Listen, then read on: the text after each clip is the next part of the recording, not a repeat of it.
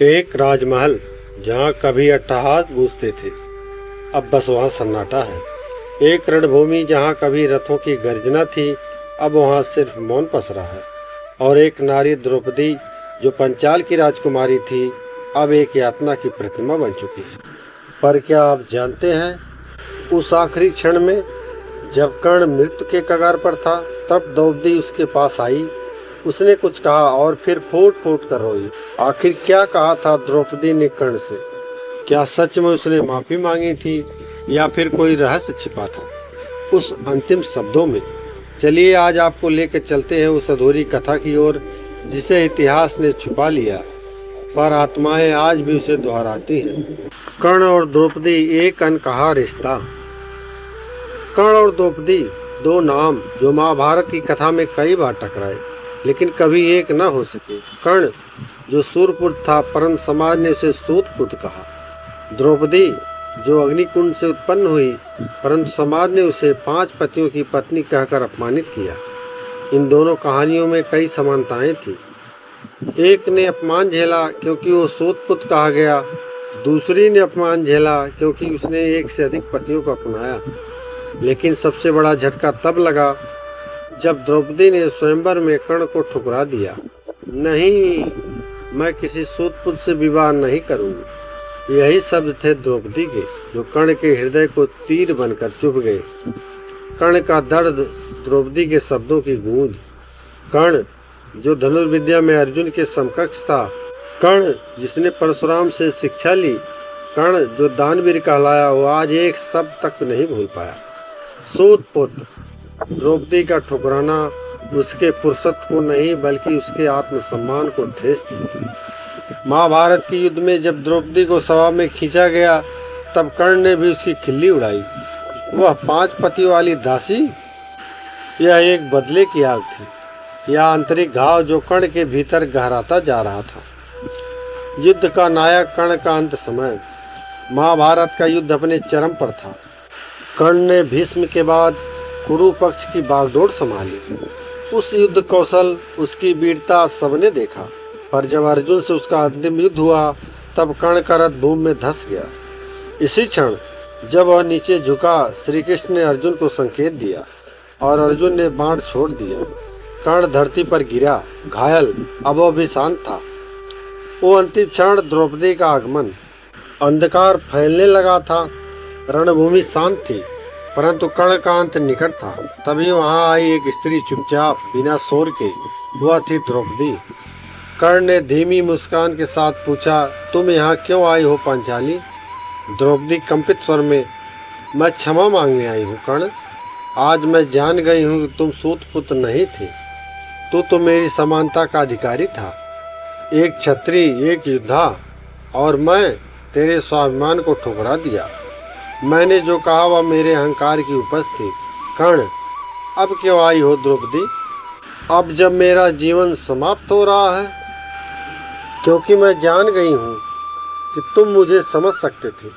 तुम वही पीड़ा जानता था जो मैंने झेली। काश मैं तुम्हें पहचान पाती समय रहते। कर्ण की अंतिम प्रतिक्रिया, एक दुर्लभ करुणा।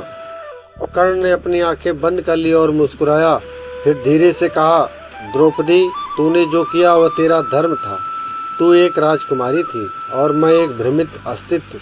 लेकिन आज जब तूने अपने हृदय से बात की, मैंने तेरी आत्मा देखी। मैं तुम्हें क्षमा करता हूँ, पर क्या तू स्वयं को क्षमा कर पाएगी?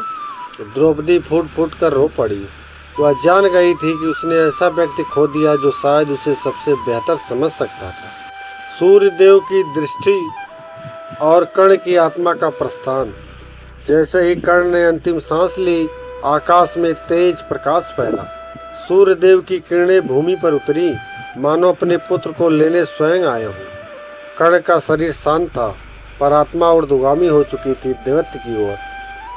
कृष्ण और द्रौपदी का संवाद। द्रौपदी अब कृष्ण के पास आई। उसकी आंखों में प्रश्न थे, अपराध बोध था और पश्चाताप भी। द्रौपदी, माधव, क्या मैंने कर्ण को खो दिया? क्या मैं अपने ही निर्णयों की कैदी बन गई? कृष्ण, हर निर्णय का मूल्य होता है पंचाली, पर तेरा अपराध बोध यह दर्शाता है कि तू अब जागृत हो गई है। कर्ण तुझे क्षमा कर चुका है, पर तुझे अब स्वयं को माफ करना होगा। युधिष्ठिर का पश्चाताप। जब युधिष्ठिर को कर्ण की सच्चाई का ज्ञान हुआ कि उसका ज्येष्ठ भ्राता था, तो वह भूमि पर गिर पड़े।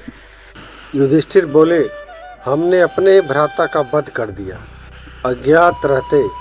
कृष्ण बोले, उसका कर्म, उसका धर्म और उसका त्याग ही उसे देवत्व प्रदान करेगा।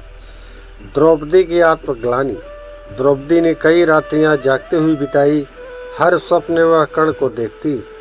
वो माफ कर रहा था, पर उसकी आंखों में एक पीड़ा थी। तू मुझे कभी समझ न सकी पंचाली। कर्ण का स्वर्गारोहण। स्वर्ग में जब कर्ण पहुंचा, देवताओं ने उनका स्वागत किया। इंद्रदेव, सूर्यदेव और स्वयं विष्णु ने उसे सम्मान दिया। वह अब एक योद्धा नहीं, बल्कि एक संत आत्मा के रूप में जाना गया। द्रौपदी की मृत्यु और अंतिम ध्यान।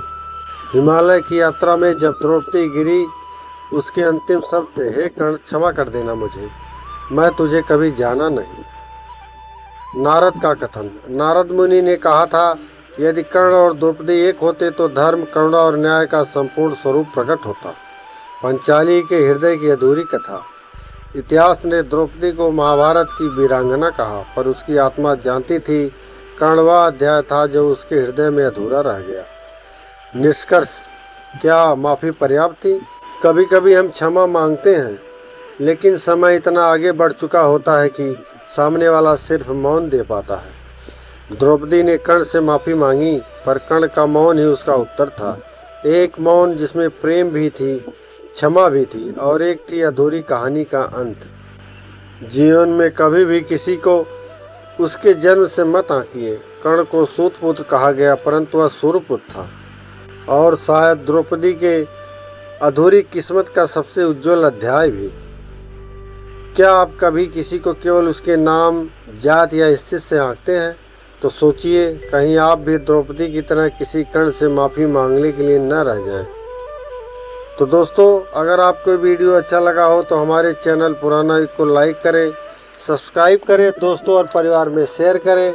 मिलेंगे फिर अगले वीडियो में, तब तक के लिए जय श्री कृष्ण।